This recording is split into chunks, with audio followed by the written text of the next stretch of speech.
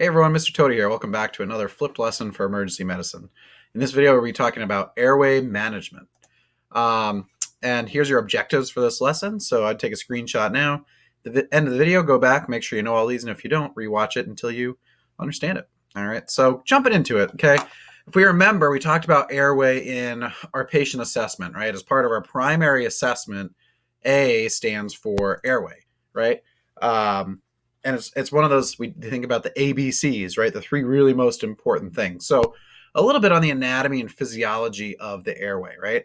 We actually have two parts. We have the upper airway and the lower airway. We know that the airway we refer to as how we move air into our body, and then B, breathing takes over, right? From that step forward.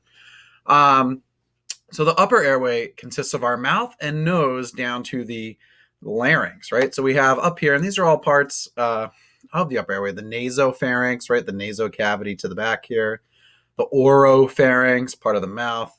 One thing to really think about here, and we'll talk a little bit about this today, is this huge muscle right here, right? Proportionally huge muscle for thinking about how big the entire airway is the tongue, okay? And the tongue is really crucial when we're trying to maintain an airway, because we'll talk about that in a minute. But the big thing to take away here is that this tongue is huge, right? And it takes up a whole bunch of the airway. And you can imagine it's pretty easy for it to slide back here, and it could block that airway, all right? But you may have heard like, oh, people will swallow their tongue if they're unconscious. Well, you can't actually swallow your tongue because it's attached down here. All right, so we have the upper airway, the nasopharynx, the oropharynx, going down to the larynx, which is at the top of your trachea, right? Our breathing tube in the front, the hard one. You could touch it and feel that cartilage. And the larynx is like our vocal cords, right? Our voice box, okay? And then the lower airway is even lower, right? The trachea, that tube all the way down to our lungs, which then branches off into two bronchi, and then you have bronchioles, and you have tiny little air sacs called alveoli. All right, that would be the lower airway. So just kind of knowing those couple terms right there, especially for the upper airway for us, right? In EMS, we're not really going to do too much in the lower airway. We really work up here in the upper airway, keeping it open so that air can flow down. The lower airway right now is a really big thing for COVID patients, right? We know that's where the virus is attacking, those little tiny microscopic air sacs called alveoli. That's where the virus really does some damage. So yeah, that's airway anatomy. Okay, so just a brief introduction there. And we talked about in patient assessment, right? We're using these acronyms or mnemonics. And the one we like to use in our class is OSO, all right, which stands for Open, Suction, OPA, and NPA. And that's our little cheater acronym to remember. How do we treat an airway? Well, OSO. Okay, so you know that from patient assessment. Today, we're going to go through how to actually do each of these. Okay, so we're going to start with the first O, open. Okay, so we need to open up that airway. And again, looking at this, we need to make sure that this passage back here is big enough for air to get down to the trachea and then down to the lungs. All right, and there's two ways to open the airway. Okay, and the first is called the head tilt chin lift. And pretty easy to remember if you can remember the name, because it tells you what to do. You're going to tilt the head and you're going to lift the chin. And you can see here, one hand's on the forehead, one hand's on the chin, head tilt, chin lift. And almost like if you think about waking up in the morning, I'll turn sideways here and you sniff that morning air, right? Get that big sniff. And it's tilting your head back. You're letting all that air come in, all right? And this is like key thing. I said we're going to talk about the tongue. The key thing about opening the airway is that you need to remember the most common occlusion, fancy word for blockage of the airway, is the tongue. Because when you go unconscious, their tongue is a muscle. It will often relax, like muscles get relaxed when you go to sleep. And look right here, it falls back and it covers that airway, all right? So the most common blockage of the airway is the tongue. And what does that head tilt chin lift do?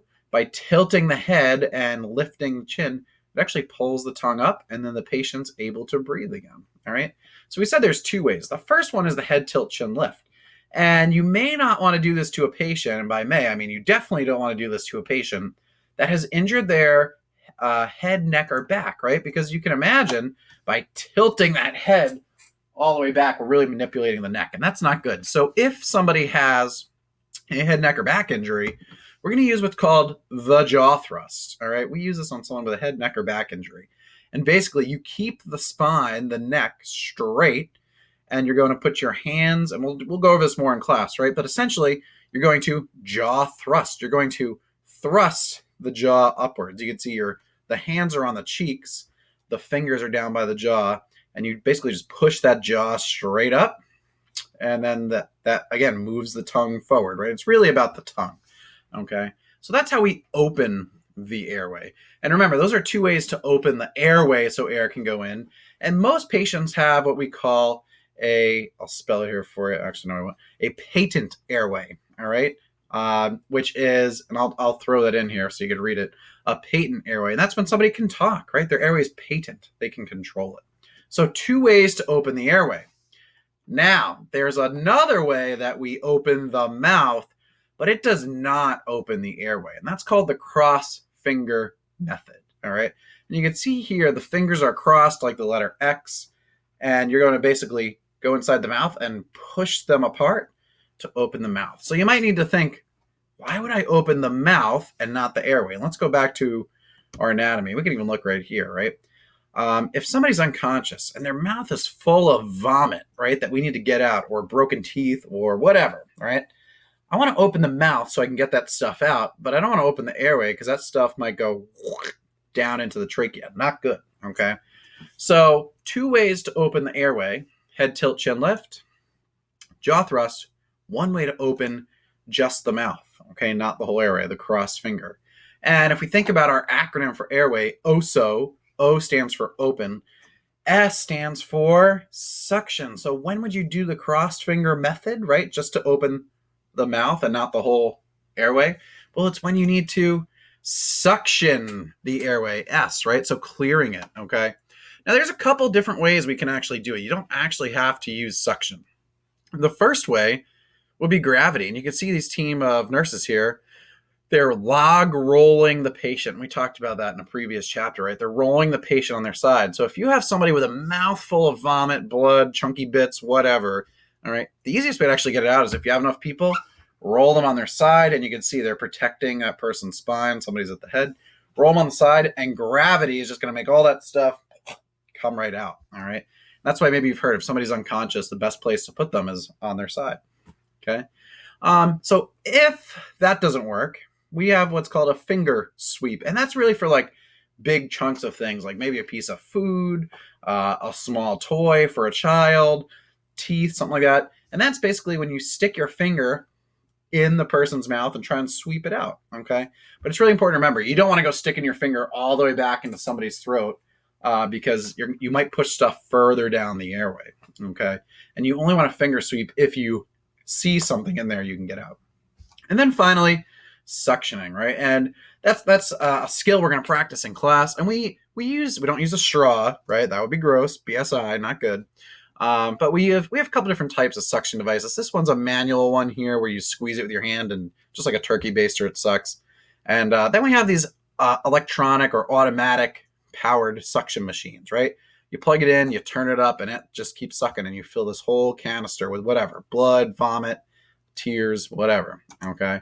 So, and again, here's these things up close again, right? The manual, the powered suction unit.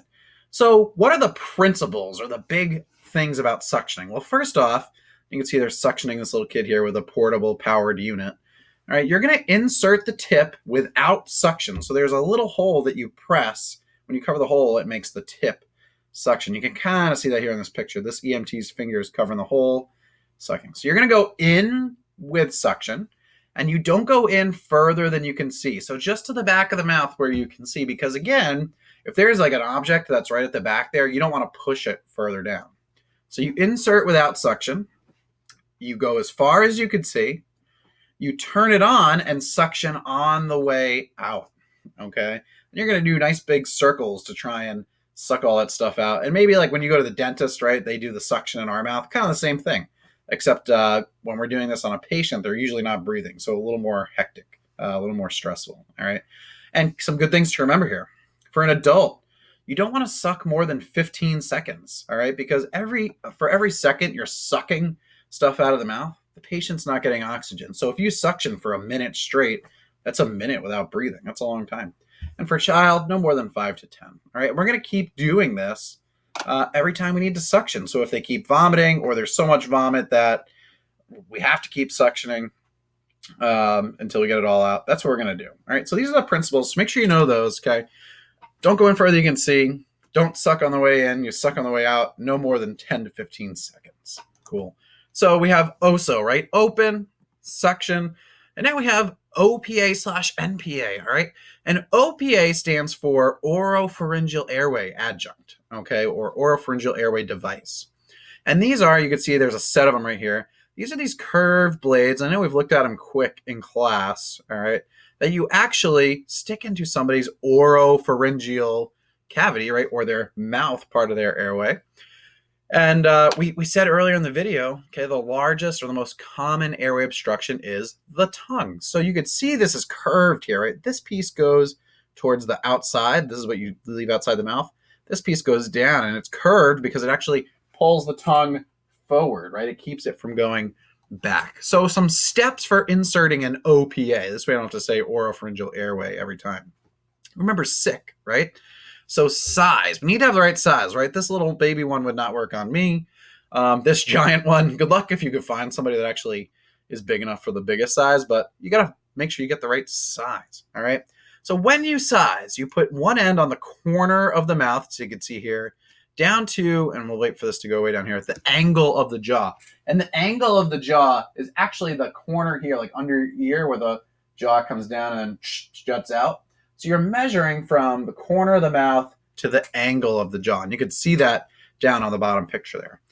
If it's too big, you go down a size. If it's too small, you go up a size. All right. So when you insert it, you actually go in upside down. So the curved part goes up, as you can see here. And you're going to hit the roof of the mouth or your palate, and then you're going to twist it 180 and push it all the way down. And the whole idea here is to go upside down so you don't try and push that tongue back. All right, so hit the mouth, twist, and push down. Okay, and finally check. Okay, so maybe you've ever like stuck your toothbrush too far down the back of your throat or something like gets way back there by accident and you gag, right? All humans have, or most I should say, have a gag reflex, right? It's when you get that, like something's in the back of your throat making you throw up, okay? And depending on the patient and depending how unconscious they are, right, their mental status, they might start gagging. So if we put this all the way in because they're unconscious, right, they might start gagging. That's not good because if they throw up, we're going to have to go back to S, OSO, suction the vomit. So if they start gagging, we're going to pull it out. And when you pull this out, you don't do the whole twisty thing. You just pull it straight out, okay? And one last thing I should have said at the beginning here for OPA/NPA, right, the airway adjuncts, is that who gets these? Every unconscious patient, okay? Because every unconscious patient has the possibility of their airway closing, right? That tongue falling back. So every unconscious patient gets an OPA. We can't do this to a conscious because we would gag, all right? So size, insert, and then check for gagging. And if you're gagging, you pull it out. So what if they are gagging? So, I mean, we're no luck with an airway. Well, remember, the second O in OSO stands for OPA/NPA, all right? And NPA stands for nasopharyngeal airway. And what that is, it's a nice silicone tube here. And this is going to go down our nasopharynx. So this actually goes in through the nostril and all the way back to the back of the mouth there, the back of the oropharynx. And that tube is actually going to sit just behind the tongue. So it'll help get air back there. And our last, for OPA, we did sick. This one we're going to do slick, okay? One extra step here. So to size it, right, we're going to go from the nostril to the earlobe, right? Because it's going to go all the way back here. So that's a good place to measure, all right? Whereas the OPA, we did corner of the mouth to the angle of the jaw. NPA, we're going to do nostril to the earlobe. So you make sure you get the right size. They're doing that here. Okay, you're going to lubricate it because your nose is usually pretty dry, all right? And if you ever like stuck something in your nose, you might get a bloody nose, and that's not good because, again, we're trying to keep the airway clear of liquid. So you're going to lubricate it with non-petroleum lubricant, all right? So they come with little packets of lubricant.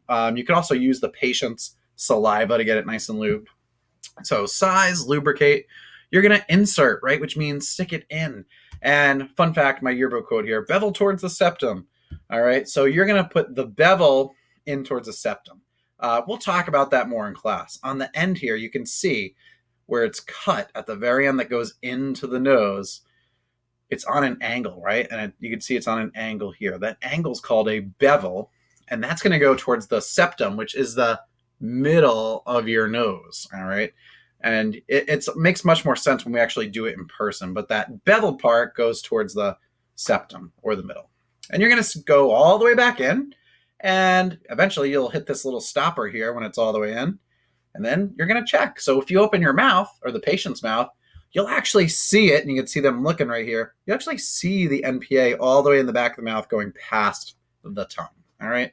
So we did our OSO, right? And that's it, guys, for this lesson. Pretty quick one. So O, open, right? 2 ways to open the airway. 1 way to open the mouth so you can suction. S, suction. We talked about gravity, finger sweep, and then using the suction device. Make sure you know those steps for using a suction device. And then O, OPA/NPA. So how to insert an OPA, right? Size it, insert it, upside down twist and push, and then check for gagging. And same thing with an NPA. Size it, lube it, insert it, bevel towards the septum, and then check. Okay, and just remember, who gets an airway adjunct, NPA or OPA? Any patient who's unconscious. All right, so hey, that's it for this video. Go back, look at those objectives at the beginning. If you are unsure of any of them, watch it again until you get it. Feel free to shoot me an email with any questions. Make sure you smash that like button, and we'll see you on the next one.